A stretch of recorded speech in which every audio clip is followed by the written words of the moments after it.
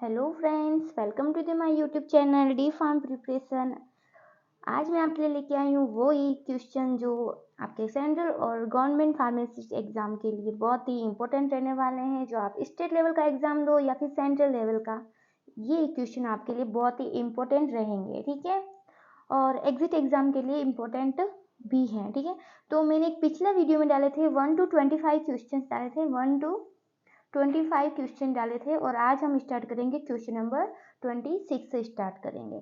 तो ठीक है, हम स्टार्ट करते हैं।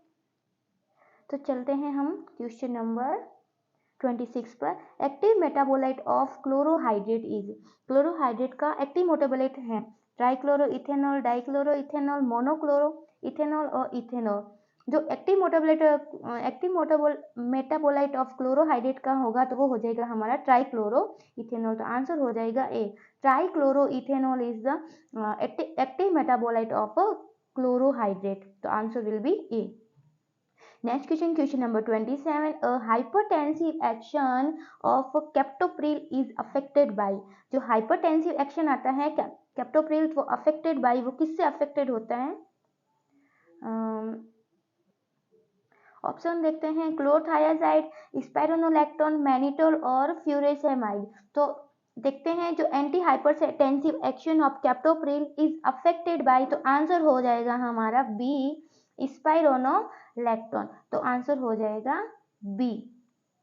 Next question, question number 28. Karl Fischer reagent used in aquametry is a solution of, जो कार्ल फिशर रिएजेंट यूज होता है aquametry is the solution of, तो वो सॉल्यूशन किसका होगा?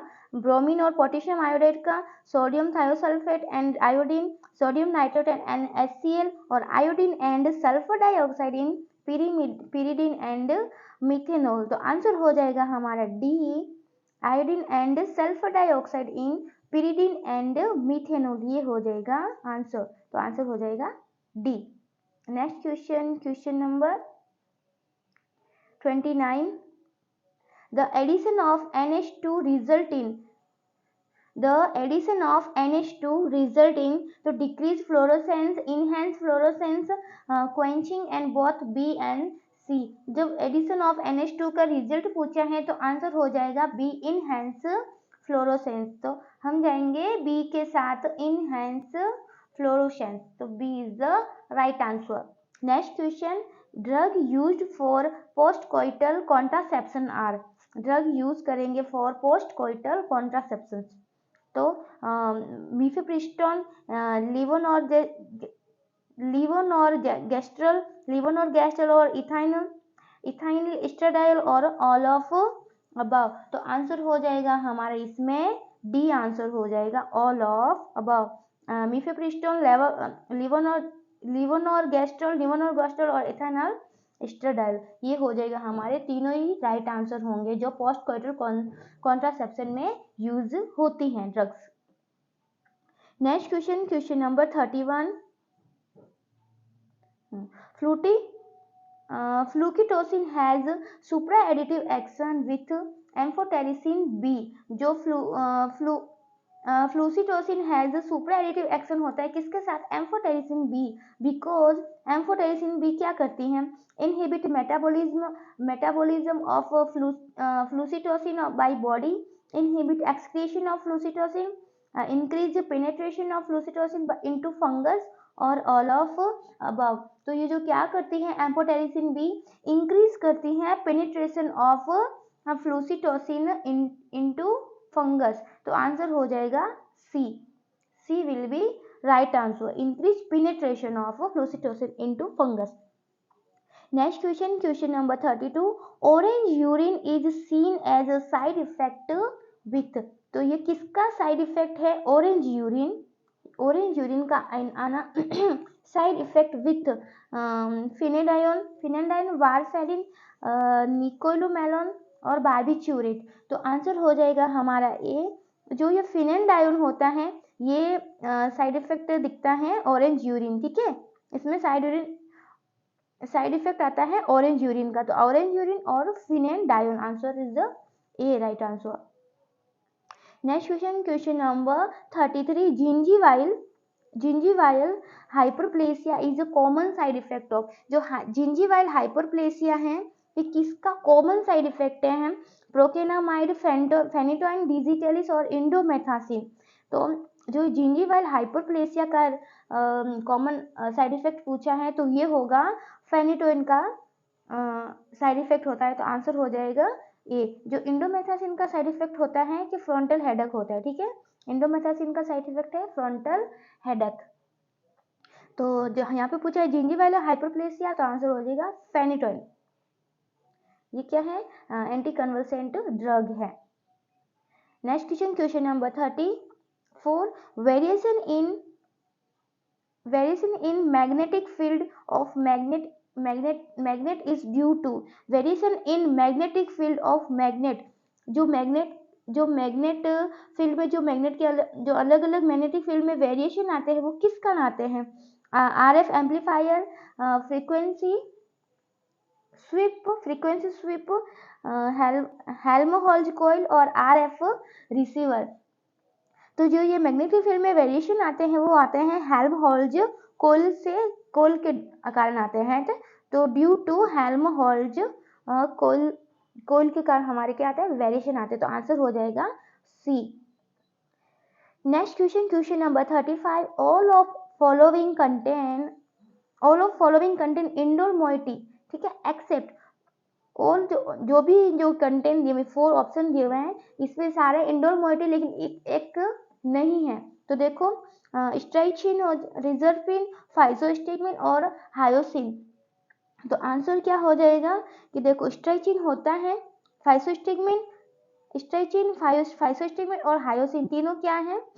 इंडोर कंटेंट मोइटी कंटेंट होते हैं, लेकिन जो रिजर्पिन है ये नहीं होता, तो आंसर हो जाएगा B is the right answer. Next question, the active constituent of male fern, जो मेल फन की बात हो रही है तो उसमें एक्टिव कॉन्स्टिट्यूएंट कौन सा होता है? बाल्समिक एसिड, फ्लोरोग्लूसिनोल डेरिवेटिव, लिग्निन और रिजिन्स। तो जो होता है मेल फन में जो एक्टिव कॉन्स्टिट्यूएंट होता है रिजिन्स, ठीक है, तो डी हो जाएगा right answer. Next question, question number 37, which of the following excipients of parental product is used as local anaesthetic. जो ये क्या बात हो रही है? इधर पेरेंटल प्रोडक्ट की बात हो रही है, ऊपर लोकल एनेस्थेटिक की बात हो रही है, तो कौन सा एक्सिपिएंट्स यूज करेंगे पेरेंटल प्रोडक्ट में, वो भी लोकल एनेस्थेटिक में? तो tartaric acid, dimethyl acetamide, acetic acid और बेंजिल अल्कोहल। ये होगा नहीं, ये भी नहीं होगा, और डाइमेथिल एसिटामाइड भी नहीं होगा। तो जो बेंजिल अल्कोहल होता है वो हम पेरेंटल प्रोडक्ट में यूज करेंगे इन एज एक्सिपिएंट्स लोकल एनेस्थेटिक में, तो आंसर हो जाएगा डी, ठीक है। Next question, question number 38, phentolamine क्या है? Is a selective alpha 1 blocker, is selective alpha 2 blocker, blocks alpha 1 और अल्फा 2 इक्वली, और डी है non selective alpha blocker with great affinity for alpha 1। तो आंसर क्या हो जाएगा हमारा? जो ये फेंटोलामाइन होता है वो ब्लॉक करता है अल्फा 1 और अल्फा 2 को, दोनों इक्वली ब्लॉक करता है। तो जो फेंटोलामाइन है ये क्या है? अल्फा 1 और अल्फा 2 को इक्वली ब्लॉक करता है, तो आंसर हो जाएगा हमारा C is the right answer. Next question, question number 39, which of the following mechanism is most frequently responsible for chemical degradation? Chemical degradation के लिए कौन सी जो ये दी गई है मैकेनिज्म, कौन सी ज़्यादा रेस्पॉन्सिबल है? तो देखते हैं, फर्स्ट है रेसेमाइजेशन, फोटोलाइसिस, हाइड्रोलाइसिस और डीकार्बोक्सिलेशन। तो आंसर हो जाएगा हमारा हाइड्रोलाइसिस, ठीक है। जो मोस्टली फ्रीक्वेंटली रेस्पॉन्सिबल है केमिकल डिग्रेडेशन के लिए, तो आंसर हो जाएगा सी इज द राइट आंसर। किसका हो जाएगा हमारा? 39 क्वेश्चन नंबर का। नेक्स्ट क्वेश्चन, क्वेश्चन नंबर 40, ये वाला क्वेश्चन नंबर 40 है। तो क्वेश्चन नंबर 40 देखते हैं हम क्या है। A bathochromic shift is displacement of a band.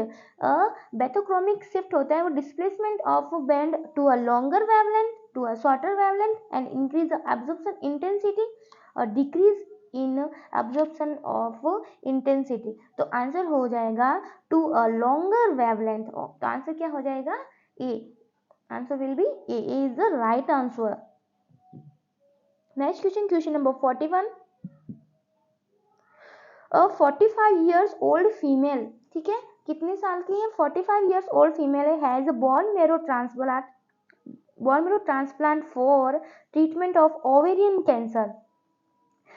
Cyclosporin is given as a immunosuppressant by what is the mechanism of action of cyclosporin? जो cyclosporin वो क्या यूज मतलब क्या एक्शन प्रोड्यूस करेगी? तो देखते हैं, डायरेक्ट डिस्ट्रक्शन ऑफ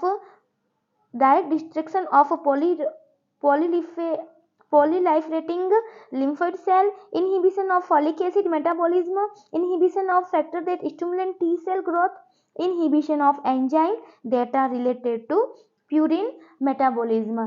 तो जो साइक्लोस्पोरिन क्या काम करेगी? Inhibition of factor that stimulant T cell growth. जो स्टिमुलेंट टी सेल ग्रोथ को क्या करती है? इनहिबिट करती, ऐसे फैक्टर को इनहिबिट करेगी। तो आंसर हो जाएगा सी।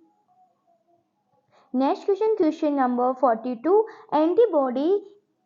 Antibody implicated in hyper sensitivity reaction is. यहाँ पर हाइपर सेंसिटिविटी का पूछा है, मतलब एलर्जी का पूछा है, तो हम जाएंगे IgE के साथ। जब एलर्जी की बात होगी तो जाएंगे IgE, ठीक है। Next question, question number 43। Which of the following rauwolfia alkaloid is not a yohimbine derivative? कौन सा एक राउल्फोल्फिया एल्कलॉइड है जो योहिम्बिन डेरिवेटिव नहीं है? तो देखते हैं ऑप्शन, अजमालिसिन और है अजमालिन, सर्पेंटाइन और रिजर्पिन। देखो रिजर्पिन तो होता है, सर्पेंटाइन भी होता है राउल्फोल्फिया एल्कलॉइड और योहिम्बिन डेरिवेटिव, लेकिन ये अजमालिसिन भी होता है, लेकिन जो ये अजमालिन होता है ये योहिम्बिन डेरिवेटिव नहीं होता है। तो हम जाएंगे ऑप्शन नंबर बी के साथ, B is the right answer. Next question, question number 44। Which of the following drugs reduce both preload and afterload CHF patient, मतलब कार्डियक हार्ट फेलियर होगा, ठीक है, उन पेशेंट में क्या करेगा? प्रीलोड और आफ्टर लोड को क्या करेगा? दोनों को रिड्यूस करेगा। तो आइसोसोर्बाइड डाइनाइट्रेट, मिनॉक्सिडिल, एमिरोनोन और निफेडिपिन। तो जो आंसर क्या हो जाएगा उसमें, हमारे बात हो रही है हमारे प्रीलोड और आफ्टर लोड की।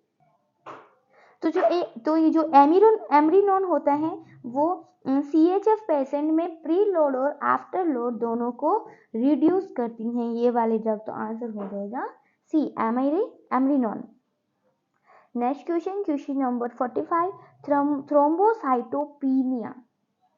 Thrombocytopenia may be observe due to toxicity of.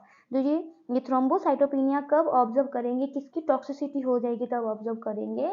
तो देखो क्लोरोक्विन, विटामिन के, हिपेरिन और क्विनिडीन। तो जो हिपेरिन की जब टॉक्सिसिटी हो जाती है तब हमें ये थ्रोम्बोसाइटोपेनिया ऑब्जर्व होती हैं, देखने को मिलती है। Next question, question number 46। 2,4,6 trinitro 2,4,6 trinitro derivative of phenol is. जो ये 2,4,6 ट्राइनाइट्रो डेरिवेटिव ऑफ फिनॉल कौन सा होगा? नाइट्रोफिनॉल, फिनोप्थैलिन, क्रिसोल और पिक्रिक एसिड। जो ये 2,4,6 ट्राइनाइट्रो डेरिवेटिव है फिनॉल, तो हो जाएगा picric acid. Picric acid is the right answer, D. Next question, question 47। Ninhydrin forms coloured product when react with. Ninhydrin form colour product. Ninhydrin क्या करेगी? Colour product को form करेगी जब वो रिएक्शन करेगी एल्कलॉइड के साथ, एमिनो एसिड, कार्बोहाइड्रेट और टेनिन के साथ। तो देखो यहाँ पे क्या बोला है? कलर प्रोडक्ट करेगी, प्रोड्यूस करेगी। तो देखो टेनिन क्या होता है? कलर ही तो होते हैं। तो आंसर हो जाएगा हमारा D, tannin is the right answer. Next question, question number 48। Oil of chenopodium is useful in the. जो ये चिनापोडियम का ऑयल होता है वो किस में यूजफुल है? हुकवर्म डिजीज में, कफ में, डायरिया और लेप्रोसी। लेकिन जो चिनोपोडियम होता है यूज में, वो होता है हुकवर्म डिजीज में यूज होता है। तो आंसर हो जाएगा A. Next question, question number 49, the drug use in the treatment of hookworm infection. एक देखो यहाँ पे तो चिनोपोडियम ऑयल की बात हो रही है और यहाँ बोल रहे हैं कौन सी ड्रग यूज करेंगे।